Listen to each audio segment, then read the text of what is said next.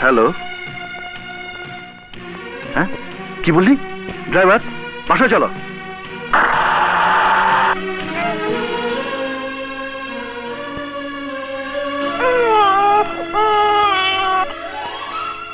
আকাশ, এভাবে চলতে পারে না।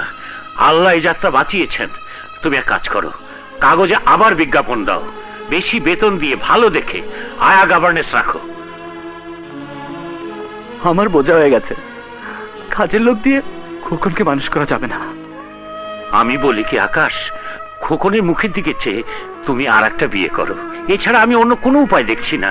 খুব ভালো কথা বলেছ। আয়া দুধের সাথে ঘুমের ওষুধ দিয়েছে, আর সৎ মা এসে দেবে বিষ। আমি দেখে শুনে ভালো মেয়ে আনবো। না, আমি সৎ মায়ের হাতে খোকনকে তুলে দেব না। মামা, আমিও ভাইয়ের সাথে একমত। বেশ, তাহলে কাজ করব, ব্যবসা বাণিজ্য বাদ দিয়ে দু ভাই মিলে খোকনকে নিয়েই থাকো। আমার কথাটা এত খারাপ শোনাচ্ছে, কিন্তু বাস্তবকে অস্বীকার করবে কি করে? আকাশ, বিয়ে তোমাকে একদিন করতেই হবে।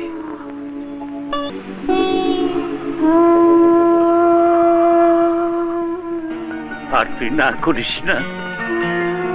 ঝর্ণাকে আমি তোর কাছ থেকে চেয়ে নিয়েছিলাম, তার শূন্যস্থান পূরণ করতে নদীকে তুই আকাশের জন্য আমার হাতে তুলে দে। সে তুই কি বলছিস? এ হয় না। এ যে হতেই হবে, না হলে তোর নাতি খোকন বাঁচবে না। ওই দুধের শিশুর প্রতি কি তোর কোনো কর্তব্য, কোনো দায় দায়িত্ব নেই? আছে আছে আছে। তাই বলে আমি নদীর উপর তো কোনো সিদ্ধান্ত চাপিয়ে দিতে পারি না। ও নিজেরও তো ইচ্ছা অনিচ্ছা থাকতে পারে। অফিসার, অফিসার, আমার মন বলছে নদী অমত করবে না। ফোনে দেখে যাওয়ার সন্তানের জন্য সবকিছু করবে। এটা তোর ধারণা হতে পারে। এটা আমার ধারণা নয়, এ আমার বিশ্বাস। আমি তো দেখেছি নদী খোকনকে জীবন দিয়ে ভালোবাসে। সেই খোকনের মঙ্গলের জন্য সে আকাশের সাথে বিয়েতে অমত করবে না। তুই শুধু একবার বলে দেখ। তুই বুঝতে পারছিস না, আমি বাপ হয়ে আমার মেয়েকে বিয়ের কথা বলতে পারি না। অফিসার, অফিসার, তোকে যে পারতেই হবে। আমি ভেবে দেখি, আমাকে একটু সময় দে। মামা, আমাদেরকে দেখেছো? আকাশ, তোমার বিয়ের ব্যবস্থা অনেকটা পাকা করে ফেলেছি। নদীর সাথেই তোমার বিয়ে হবে।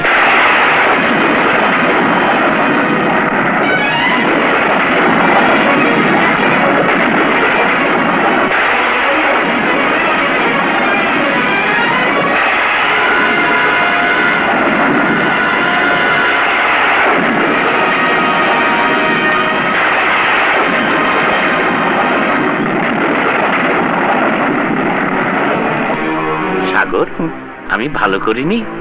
খুব ভালো করেছো মামা, খুব ভালো করেছো। এর চেয়ে ভালো আর কিছুই হতে পারে না।